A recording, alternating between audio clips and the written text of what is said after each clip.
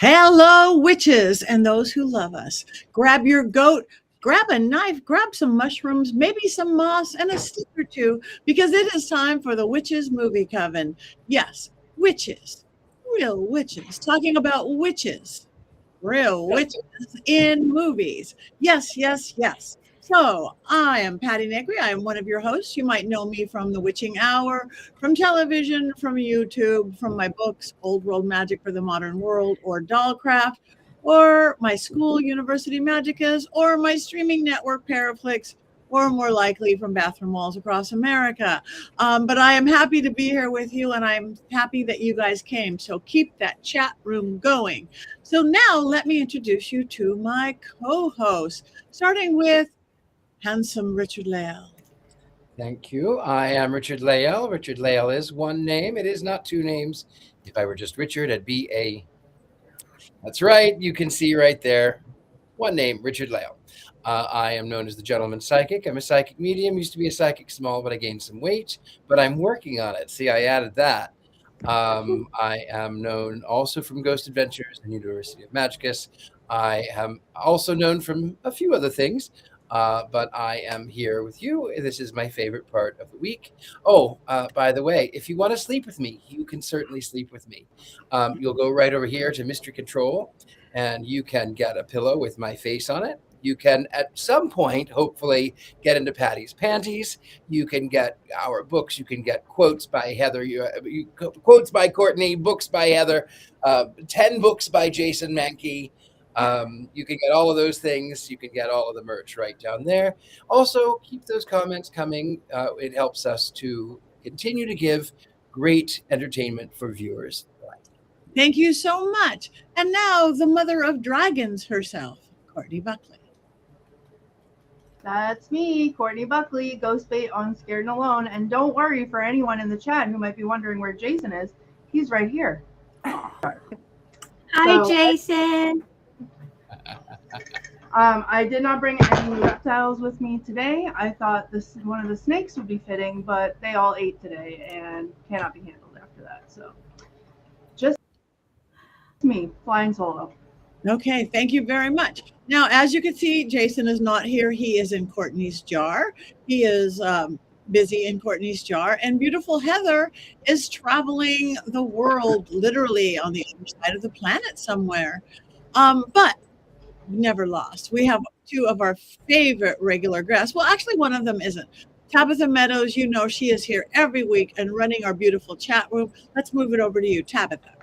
Hi, I am Tabitha Meadows. I am a psychic and medium and known as the music medium now. I have finally named myself. I'm so happy to be back here with you guys on film instead of in comments, but I do love comments, don't get me wrong. And I'm excited to be here on a day of a new moon and also the eclipse. Wow, what a crazy day. Thank you for having me back. Always. Thank you so much. And last and never, you're getting to know her very well, the wonderful Scarlet Amaris. Thank you. I'm Scarlet Amaris. I'm a screen and television writer. I'm also a novelist and have directed music videos and also a practicing witch, and I'm thrilled to be here. I love talking about movies and witchcraft, and this movie is going to be a lot of fun. I can't wait. Thank you. Yes. And speaking of this week's movie, it is Mother of Flies. It's a new film out just this past year. Mother of Flies. I hope you all watched it. We did. So again, keep the chat room going. So now, Richard-Lael, we don't have all of Heather's stuff, but we're going to do the best we can without Heather and Jason. All of five of us together might make up for a portion of them. But Richard-Lael, you might have our beautiful synopsis. The green is here. Surprise, surprise. Hey, everyone. Hi. I'm coming to you live from Osaka, where we got a few minutes before our train is leaving for Kyoto. So I figured I'd pop in and say hello to everybody. Yay! Hi. This is perfect. We missed you. We just said you were on the other side of the world, and here you are. You conjured me. Yeah, We are very powerful witches. I've been yeah, you guys are powerful witches. You can conjure me from all the way on the other side of the world. So how is it? How's your trip? Oh, it's been fabulous. We've been to several cities now. We're kind of doing the tourist thing, but we got to see some wonderful things because my son lives here, so I'm getting a little taste of life living here as well as just the tourist stuff, which is most important to me. But we've gone to some historic sites. We've tasted a lot of delicious foods. We went to the biggest Tanabata festivals. It's lots and lots of people. It's very, very hot in August and very, very steamy, but just a wonderful place, just an absolute wonderful country. We're having the best time, and I get to share it with my son, who's sitting here lounging, planning our train trip. You can come over and say hi if you want. I'm good. He's good. I'll say hello from over here. Well, you got to come and show your face if you're going to say hello. So, but yeah, miss you guys so much. And I hope you guys, I didn't get to see this movie, but I love the folks. So I'm kind of disappointed I can't be there to share. I know all of you guys are going to have wonderful things to say. Thank you. Are we? I was going to say, We are. Well, wonderful things to say doesn't necessarily mean good. You'll all have good, wonderful impressions and things to share, whether it's good or bad. I'll watch the program on the flip side. Wow. Real quick, I want to say Colin is in the middle of the eclipse right now. Look in the chat room. 93% coverage of the sun right now in Ireland. Wow. Wow. So it's going on right now. Total eclipse of the heart. it was here earlier, and I almost. Go ahead. It was here earlier, and I tried to look for it, but it was like barely covered, and I almost got in a car accident trying to see it out the window, and I couldn't. It didn't look any different, so I was disappointed. But in addition to the planetary alignment this morning, and the eclipse today, and the new moon, it's also the peak of the Perseid meteor shower. So I haven't slept in days because the universe is on its what. Well, if everybody's up all night, I'm going to be on Coast to Coast tonight from midnight until 2 a.m. Pacific time, which is 3 a.m. to 5 a.m. Eastern time and everywhere. So all you night owls who can't sleep because of meteor showers, tune on George Norrie and me, Coast to Coast. Just saying. I just had to throw that in. Anyway, we're glad you're here. What a nice surprise. Heather. All right. Now you get to also help listen to Richard-Lael is going to give us our fine synopsis. I certainly will. Are you ready? I don't think you're ready. The synopsis. They're creepy and they're kooky, mysterious and spooky. They're all together ooky. They're not that Addams family.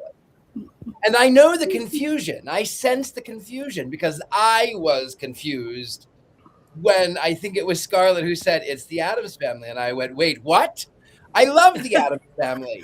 And then I was sort of not disappointed, but somewhat, well, I was disappointed because it wasn't the Addams family. But if I have to do those East Coast 1D Addams, I guess this is okay. Now, to the actual plot line of the film. So a young woman is diagnosed with cancer, and she obviously is afraid for her life and has decided that she wants to live. She's undergone all kinds of chemotherapy, and it is inoperable, and she has been handed the death sentence. And so she somehow has contacted this woman who lives in the Catskills, though it doesn't say that, but we know that they do. It has contacted this witch of the woods, as the case were, who will do this thing for free and will remove the cancer from her body.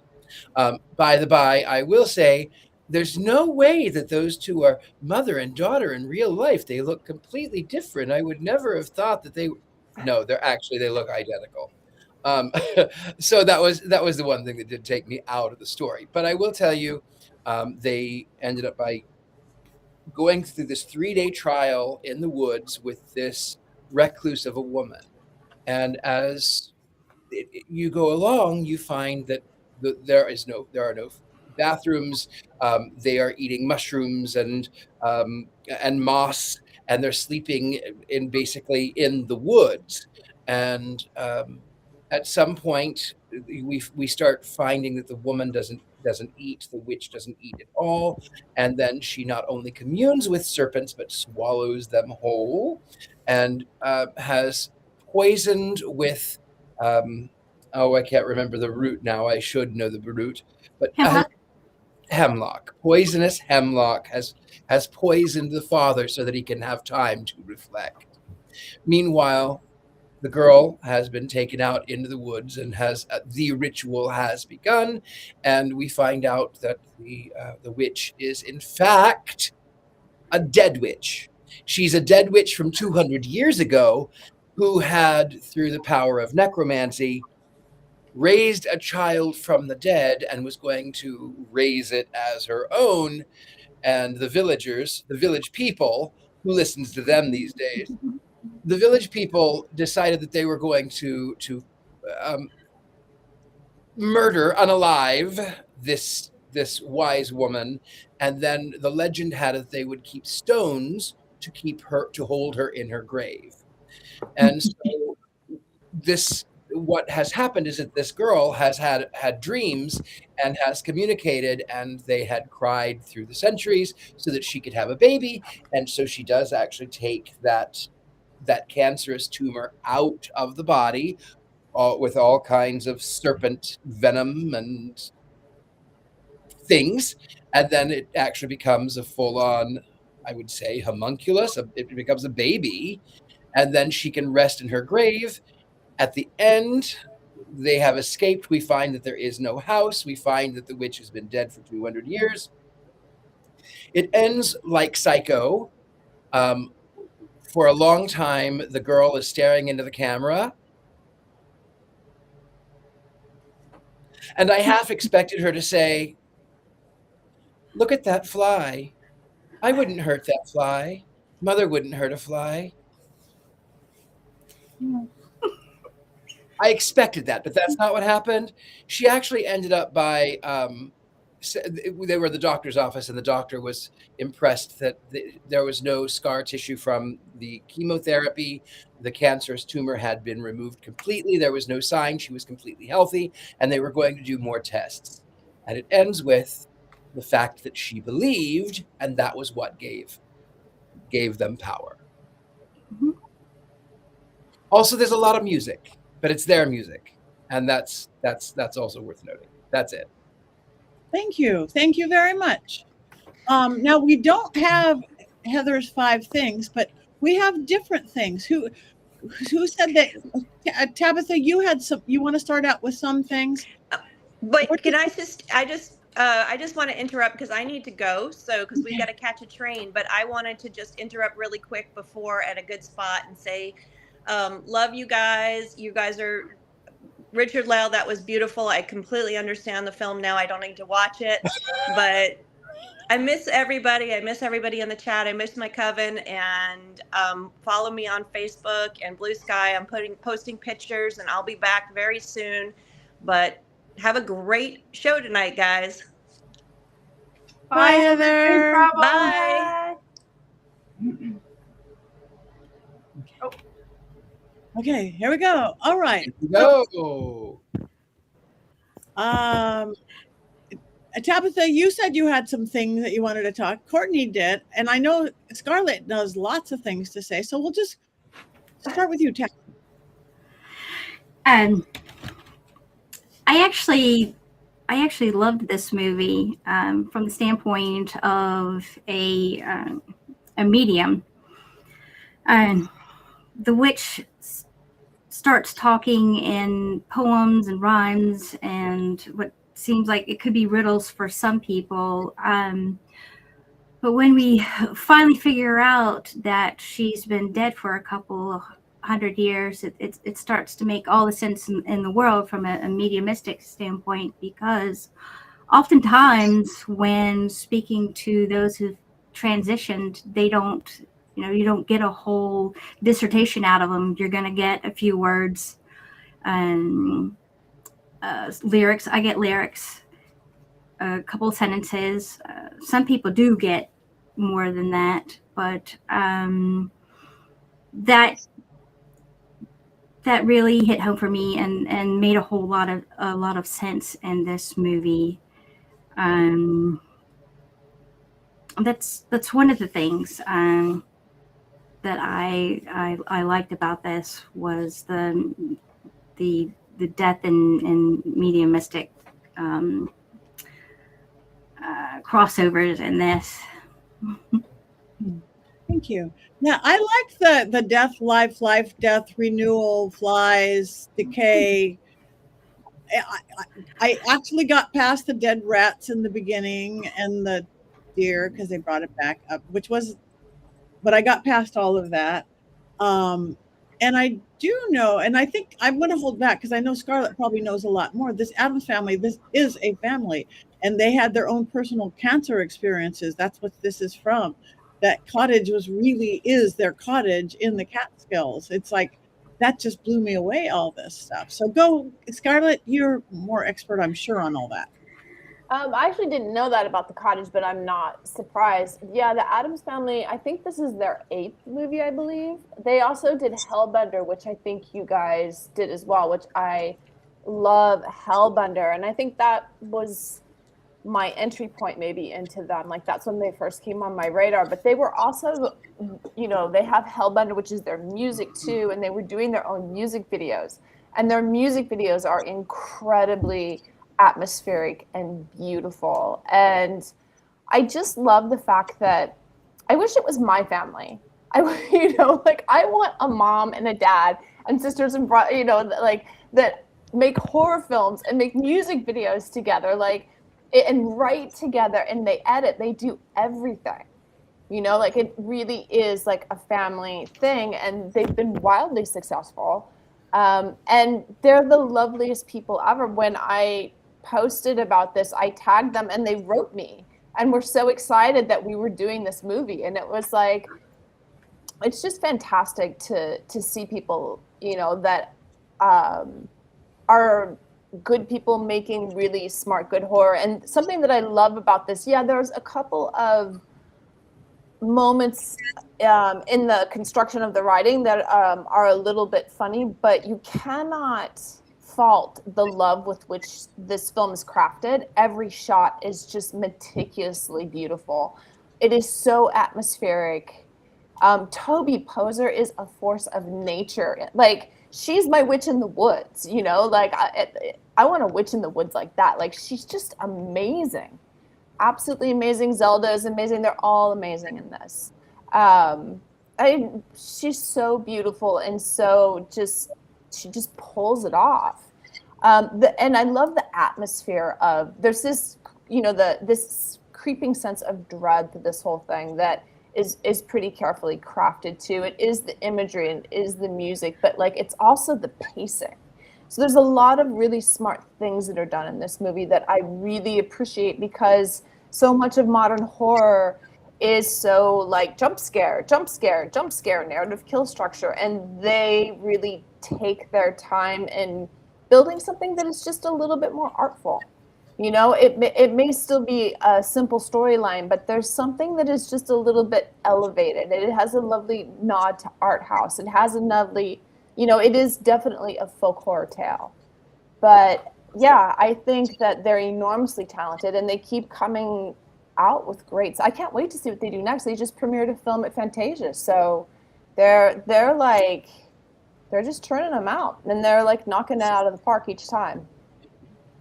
And this one got huge awards, right? I think it got huge awards at Fantasia and I mean, I know that it played all the big festivals. I know that that it was universally liked too. And I appreciate that I can watch this. And yes, there's a couple of things where I'm like, yeah, they're getting into like kind of dodgy witchcraft territory, but I don't get mad. They're not practicing the ancient Wiccas. Do you know what I'm saying? Like, I feel Ancient like French Wiccans, yeah. yeah, the ancient French Wiccans or the Wiccas, the ancient Wiccas.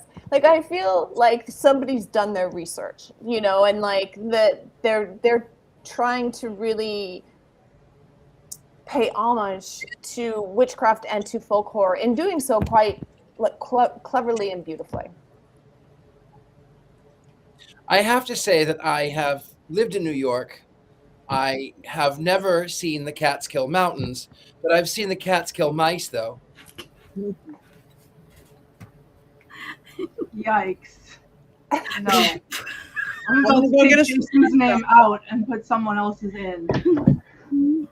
You can fit 2 in there, Courtney. You can. It's a I big can jar. fit a lot. I got a big jar. I must say, Yeah. I'm very elemental witch. I'm very all about nature, and I love forests. But I realize I'm afraid of forest. Because I'm a city girl. I am a city girl. So to me, and I've been in a few I've been in the Hoibachu forest in Romania, one of the scariest, deepest ones in the world. But I was scared to death this whole film. It's the forest, its own character, the beauty and the terror and the dread and everything. I just loved it. And I was actually I kept waiting for something bad to happen, but when it wrapped up that she was cured, whatever methods that was. Is this a good witch? Is this a bad witch? Yes. Looking at these moral choices of if somebody's going to use, I don't know. I can't even say the words, and I will mute myself for a moment. I think go ahead.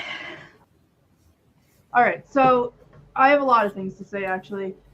First and foremost, I want it on the record that I did pay attention this whole movie and I watched it from start to finish. So if that's not a miracle, I don't know what is. I have never related so hard to a witch in a witch movie. I want to be her when I grow up.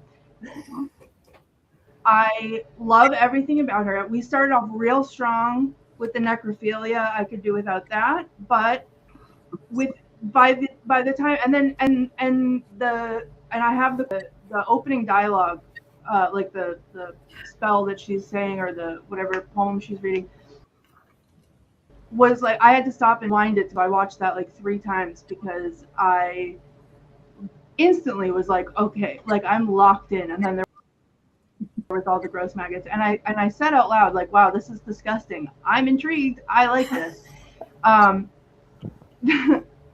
Every shot, like you were saying, Scarlett, every shot feels super intentional. The atmosphere is spooky and great and like heavy, but in a good way. Like it just carries so much weight. And every time, I forget her name, but the witch was on the screen, I was locked in. I can't, Solveig, thank you. I can't say that about the other 2 because every time they were on the screen, I was like, oh, okay, here we go. Like, give me the witch back, give me the bones. Like there was a couple scenes that were okay, but like for the most part, it felt like an award-winning actress playing the witch, and then that's where the budget went, so they just hired people out of like theater college. But having said that, I think that the whole premise was amazing. I think that I didn't see it coming, so I was actually genuinely surprised, but again, not in a jump scare. Like I wasn't jump scared, but I was chilled. And I made a noise out loud when that happened, and we realized that she had been dead all that time. And then, like Tabitha said, things started making sense. And I love that. And I know I complain a lot when movies are slow, but not boring. Like this was slow on purpose in a very well thought out way. And it was the good kind of slow burn. There was a moment, and I wrote it down in my notes, where I forget what was happening, but maybe they were in the car or something, and it was to the to the film, and then some songs started playing, and I was like, did Twilight come on? Like, what is this? So it was a little Twilight-esque for like a hot second there. I got excited.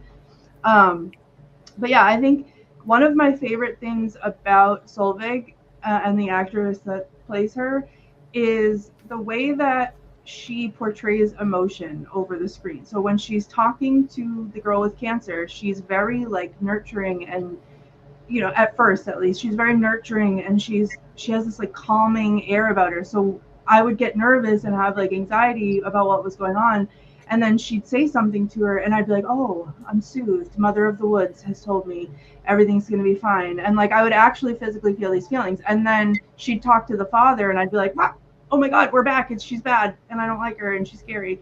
And I will say one of the coolest things, I think, and I feel like if it had been done any other way, it would have made me roll my eyes and been terrible. But when she flew, there was that like almost out of focus shot of her like leaning over the thing, and then she just took off in the air, and it was so fast you almost didn't see it happen. Like, you did a double take. But then when the girl is running through the woods and you can see her in the background like flying past, and it was so well done. Like, so it was not over the top, it wasn't like overly obviously CGI, it wasn't anything, like it was just a subtle creep factor to it. And I'll tell you, I just like, she's my role model. I just want to be her.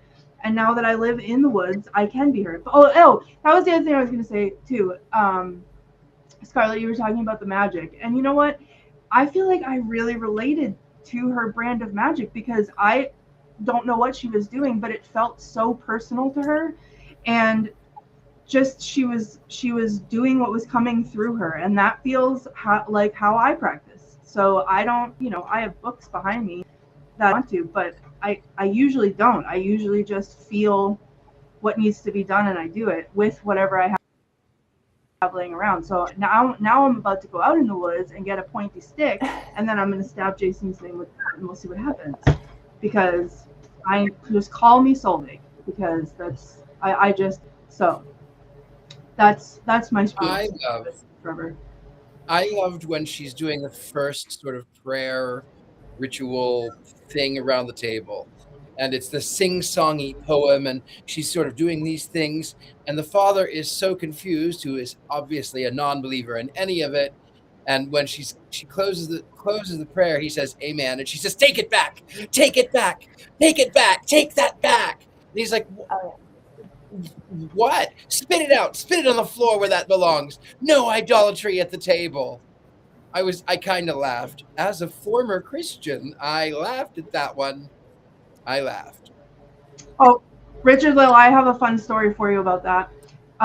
Nathan has been visiting colleges, and he was a Catholic school, a Catholic private college reached out to him. So we went to the open house. Now we're in the auditorium. I, of course, am dressed all in black with my Black Phillip tattoo, and he kept threatening me that I do not pull your sleeve up because I will be embarrassed.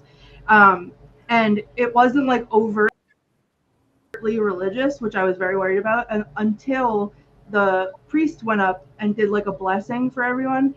And so it's like prayer. But Nathan just, I would take him to church if that's what he wanted to do, but he's never wanted to go to church. It was a prayer and says amen, and then Nathan starts clapping. So I have to reach over and go, that's a prayer. Like, just very deadpan. I was like, I put my arm in front of him like the map. But he got some other kid didn't know what to do in the audience, and also followed his lead and started clapping. And we've laughed about that ever since. Nice. So I'm at least going to spit on it. But and there should be good claps after a good prayer or song, or a million times I've been in like that kind of typical ritual. It's like, why don't you applaud after that beautiful solo or whatever? And you don't. Beautiful, all that stuff, Courtney. I agree most of it, except that I really like the father and the daughter characters. I bought to them. I saw what a father would. I mean, you see, I can't imagine anything worse than your child being terminal and what to do, and wanting to go off in the woods with this weirdest woman you've ever seen. I saw what he went through, and again, that the girl, I think they were like underplayed and to a good extent and beautiful. So I bought all the characters.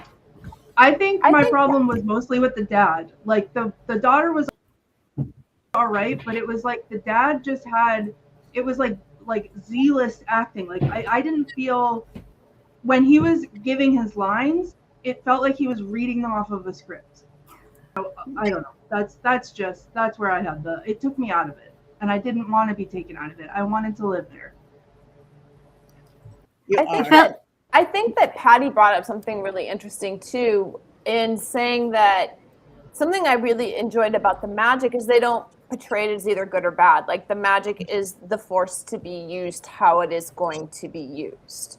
And I think that's what rings so true about it. Yeah, she has, like, she's an ambivalent character. We can't quite tell which side she's on, but she's using the power as it has to be used. And I think that's, like, we don't get caught up in the morality of it because she's just staying to the tradition of it. And I think that's something that really works in its favor. I also, the first movie that I ever co-wrote that got made was called The Mother of Toads. It's part of Theater Bizarre. So I really wish that the Mother of Toads would play with the Mother of Flies, because I think it would be a great double bill. So I'm just putting it out there. Okay. I want to watch her the on Mother its of way. Toads. I want to watch The Mother of Toads. That is great. Thank you for that, Scarlett. Much better spoken. My intent, much better spoken. I'm not speaking well today, so it's going to be a fun day. I feel like the father was a conduit for the daughter's healing.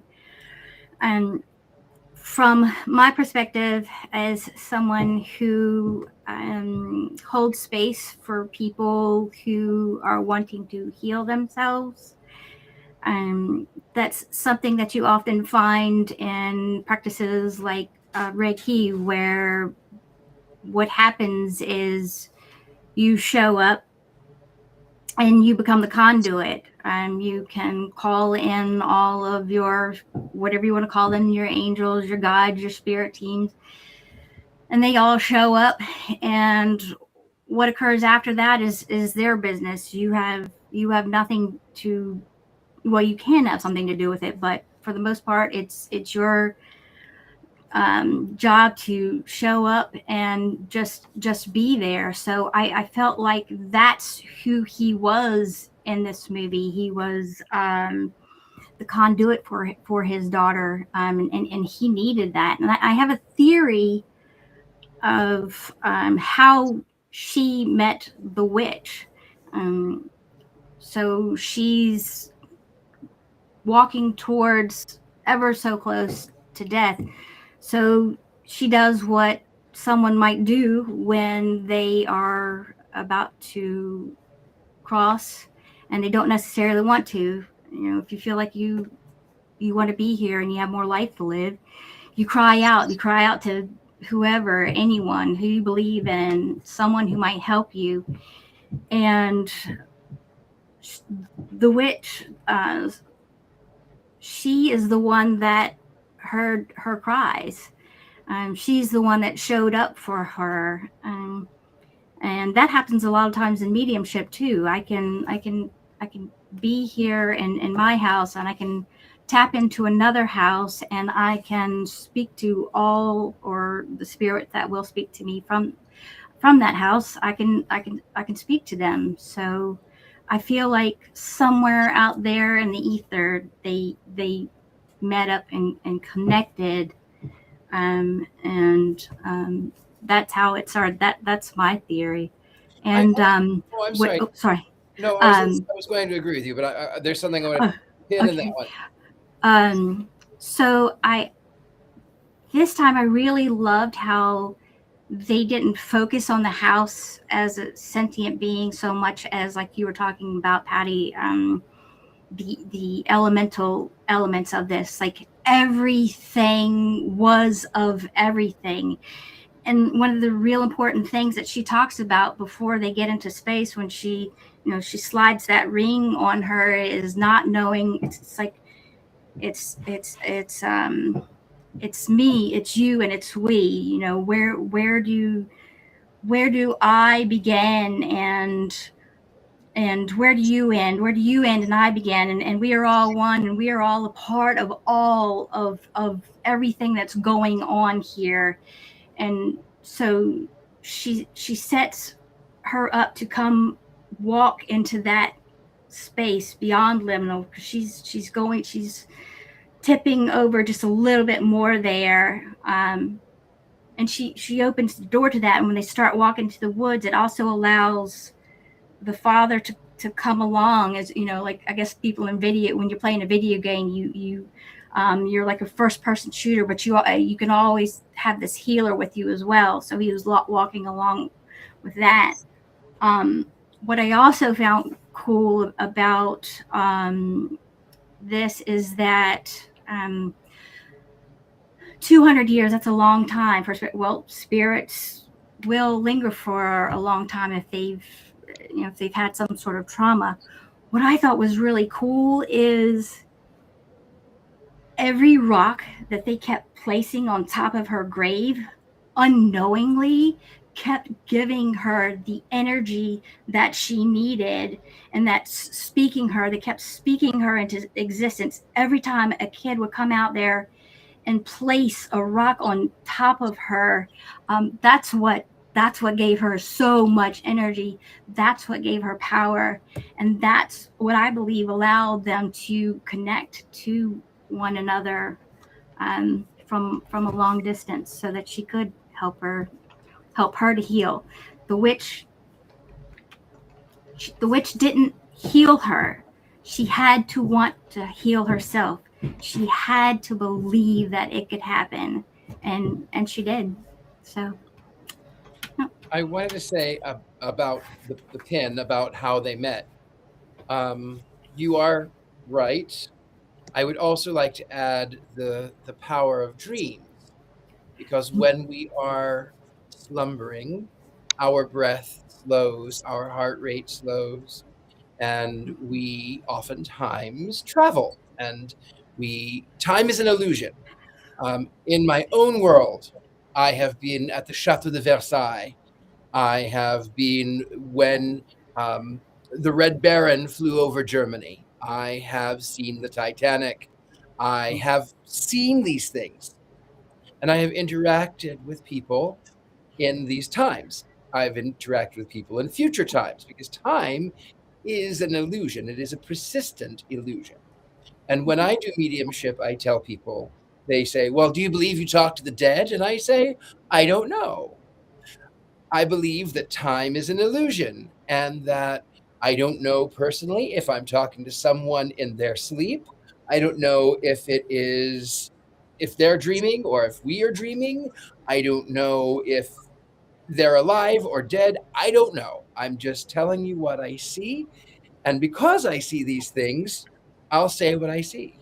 And I'm playing Pictionary with the universe. So however it may be, but I do think that, yes, when one is at the state where they are facing their mortality, it also alters the mind so that the dreams become a little bit more erratic. And I also think that in this one, they connected both because they had shared traumas and because the girl needed to be healed. She needed to heal herself. She needed something to believe in. So yes, I agree with you on that. Just a little add that also maybe they were dream walkers. Well, I agree. I agree wholeheartedly. And I, as a medium, also say time and space is an illusion. There is no time and space. So what you're saying, if they're dead, I think they're dead and they haven't been born yet, and they're everywhere in the middle of that.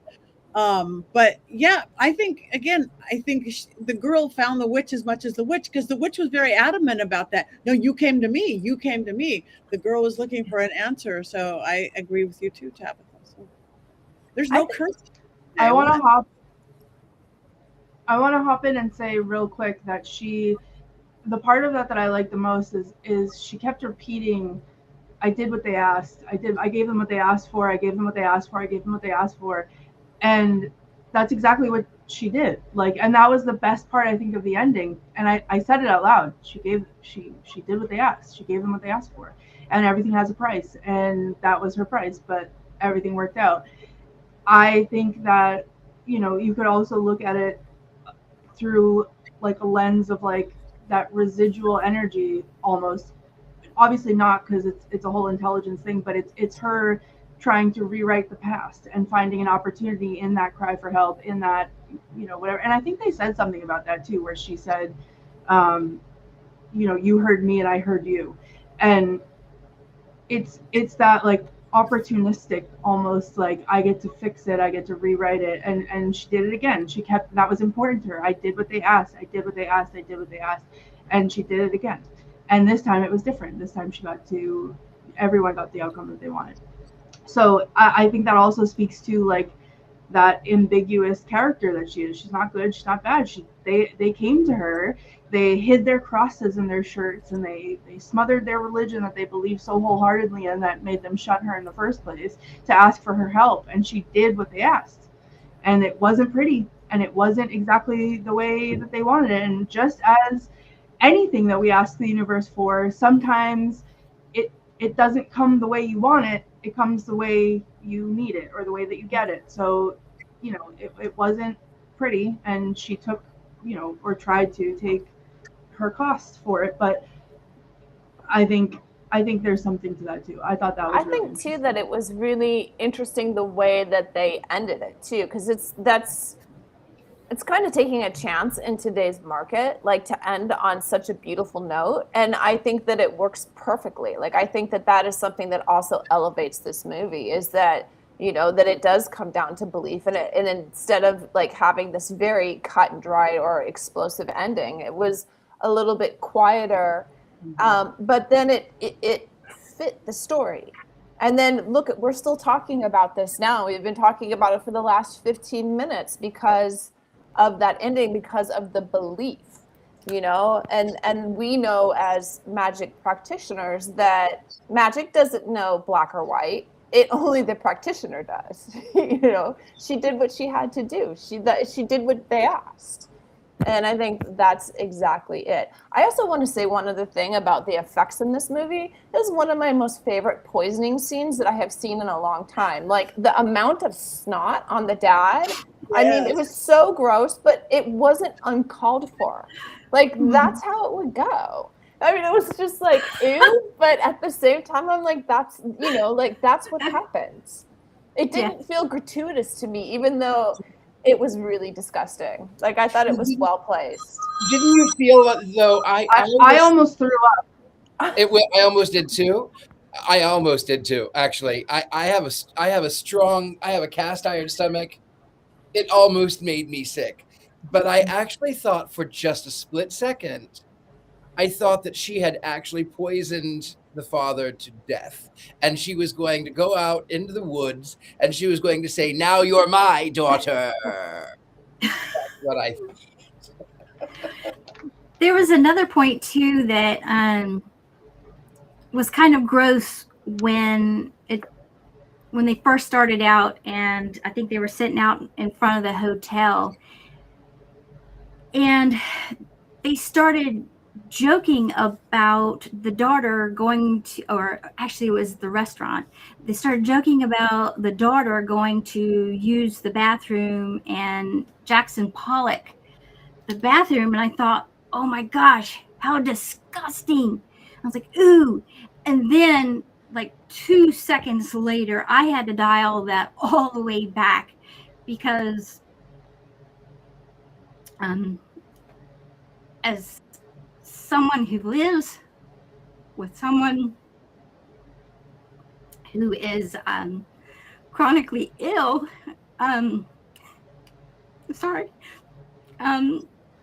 sometimes that's all you have. The pain is so much that sometimes all you have is the jokes that could get you through. And in that instance, I felt really bad, because for a couple of seconds, I lost my compassion and empathy. And if you're not someone who hasn't had to go through that or loves someone who has to go through that, you don't know. And so to the average person, it was gross and disgusting that she was going to Jackson Pollock the toilet. But then to myself and my partner, someone who has Crohn's, we totally understand that. So this movie hits a lot of different perspectives from that a standpoint of death. So I loved it even more. The jokes were, some of the things were really gross, but they were absolutely necessary. And again, they were from their own cancer experiences.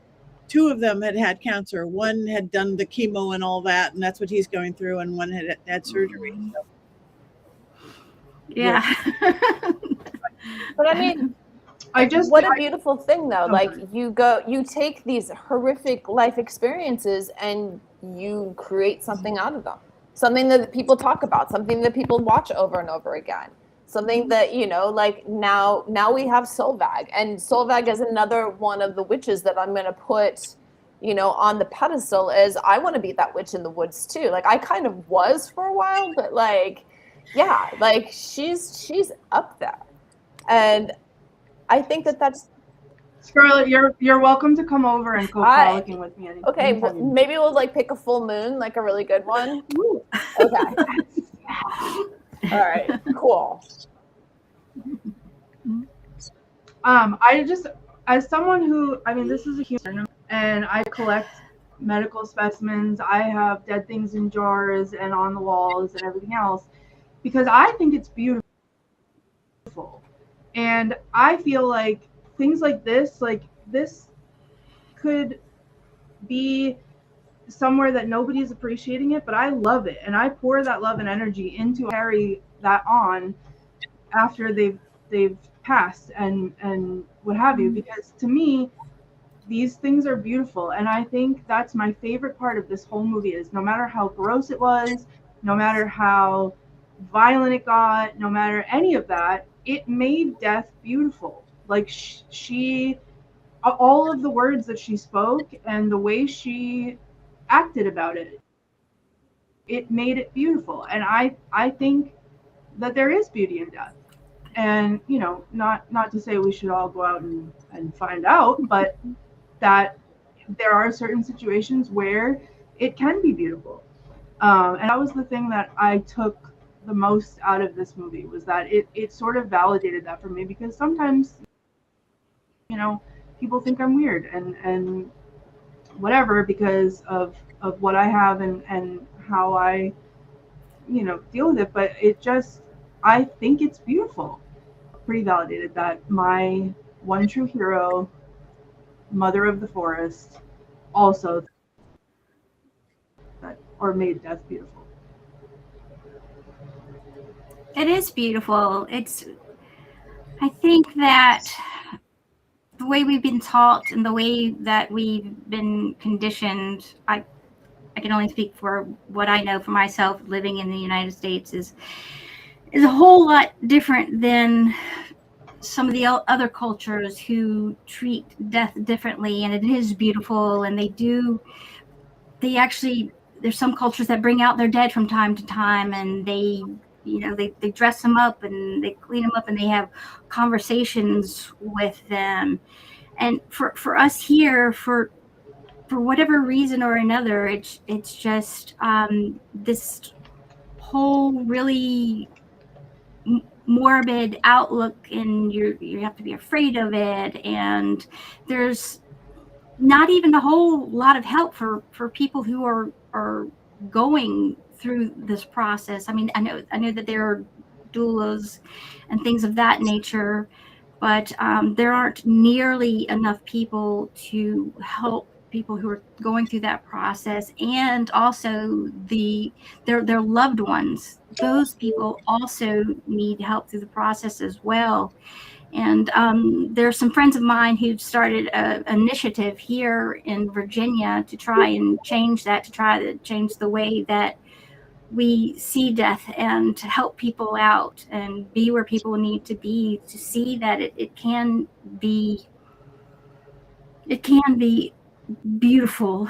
And we can hold space for people, and we can love them where they are and where they need to be. And I think that's important, that we do change the way we look at it and that we feel about death.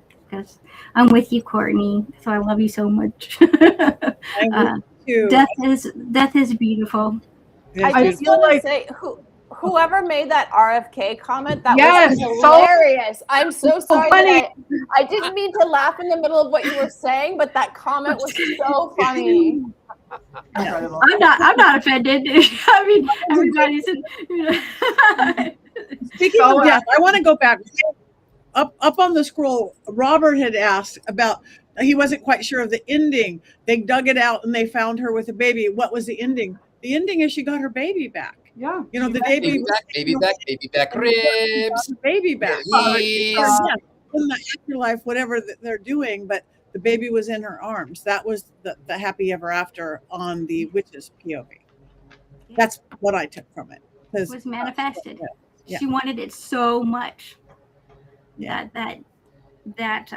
Some medically, there's some I can't think of the word.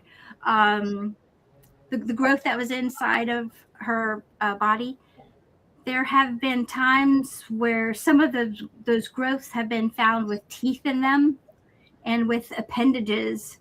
So it made sense to me that she could turn that mass and love it and put her energy into it, and turn that mass and form it into a child just by her manifesting it and wanting it. She wanted it that bad that she formed that baby. And I thought that was very cool. No, it does happen. That's people that ingest twins. Like they're twins and they get ingested in the womb and then they get taken out later on and it comes out as a tumor and it has teeth and whatever. But yeah, it's an ingested twin. Yeah, one of my bestest friends, and I don't even know that she's ever been pregnant, whatever that was, had this tumor and they finally took it out and it had hair and teeth. Yep. It had hair and teeth. My mom had that. We could go Bodies are amazing. Make a babe. Well, if anyone has one of those and can contain it in a jar and send, I will give you somewhere to send it, and then I will love it. And feed it to your dragons. Anyway, we are flowing through time on this one. No, I will. Do we have any quotes, Miss Courtney? Do we have any quotes? Yes, we do. Yes, we do. One of them, the last one, I would like to get tattooed on my body because I thought it was probably one of my favorite movie quotes of all time. But the first one is the opening bit where she said, "Life is rhythm, the heart a drum, but death knows only silence. To woo death, one must love it, lie with it for 3 days. Give your beating, bloody heart to it till death grows warm, till an ember sparks, the dead drum thumps, and the blood of life floods in." And that was one of my favorite overall little poems that she did. And then there was the dad and the daughter in the restaurant, and the waitress came up and asked, because everybody was in their business, which I thought was weird, but they said, "You here fishing, camping?" And he said, "No, we're just here for the Lyme's disease." And then she said, "Well, you're in the right neck of the woods for that." And then later on, she's like, "You here for whatever?" He said, "No, we saw a healer." She's like, "You're in the right neck of the woods for that." Okay. That is so upstate New York. Yeah. Yeah.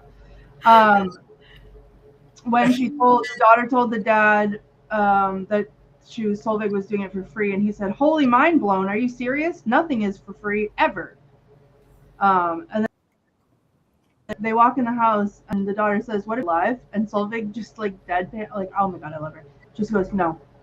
And then she said, "Oh, too bad." And then one of my favorite lines, "It's as beautiful dead as it was alive," which is true. And that's why I have dead things in my house. But then this last one is my literally one of my all-time favorite quotes, I think, ever. I want it on a t-shirt, on a billboard, tattooed on my forehead, is when the daughter is asking Solveig how she'll know it works, her spell works, and she said, "You'll live. You'll live. You'll grow old, and then you'll die. And all you lived and all you loved will make a home in your bones, and they'll know." And I literally just saying that feel emotional, like I'm about to be emotional. And I just, because I've said that maybe 2 times in my life, where I've driven an overwhelming sense of deja vu, but like a calling almost. Patti, it was when we were up in for the Paracon, and I crossed the Mackinac Bridge and was in the Upper Peninsula, and as soon as we crossed in, it was, I don't know, there was something about the weather, it was atmospheric, it was very Witch of the Woods, and I literally said out loud, I said, "My bones belong here. This is where my bones belong." And it was the weirdest feeling. I don't even get that in Salem, and I love Salem, but this is where my bones, it was like my bones remembered. It was very weird. But so that the fact that she said, all that you lived, all that you loved will make a home in your bones, and they'll know, was and that's it. And that's the bones know. Have you ever heard the expression a hollow bone, Courtney? Becoming a hollow bone? Look it up. You're gonna like that. No, you don't have to do it now. I'm doing it now. A good thing for. I have Okay. Becoming a hollow bone. Yeah, research that. I feel, yeah. All right. Well, I love that. That is beautiful. Before time's up, we have to vote on this film. Before it's the hour of cackling. So everybody grab a wand, grab a knife, grab a shroom. Grab anything that you can.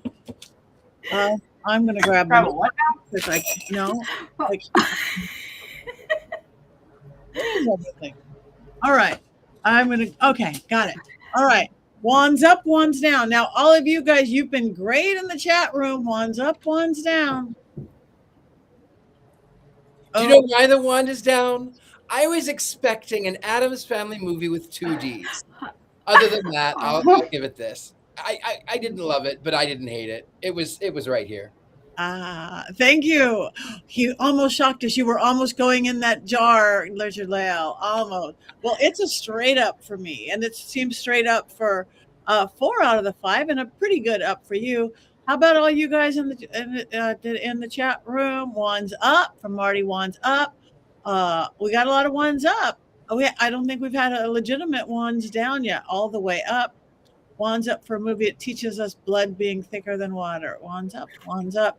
I don't know if any of us know what wands up. Yeah, I loved this movie. Absolutely loved it, and it was scary and all those good things.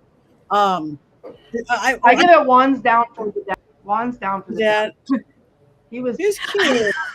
The only time that I believed his acting was literally the last scene when the puking was gross, but the only time I believed his acting was the last scene when they told her she was cancer free, and she said, "We believe," and then he looked at her and they laughed a little bit, and that was the only genuine thing he did the entire movie. So everything else is wands up, except if he doesn't like the dad. I think he was cute. Anyway, none of us know the movie we're watching next week, I don't think. Without Heather here, we fall apart.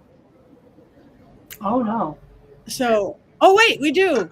Devil's Backbone. Oh, I love this film. Cool. Devil's Backbone by Guillermo del Toro. So we will all find it and watch it. Good.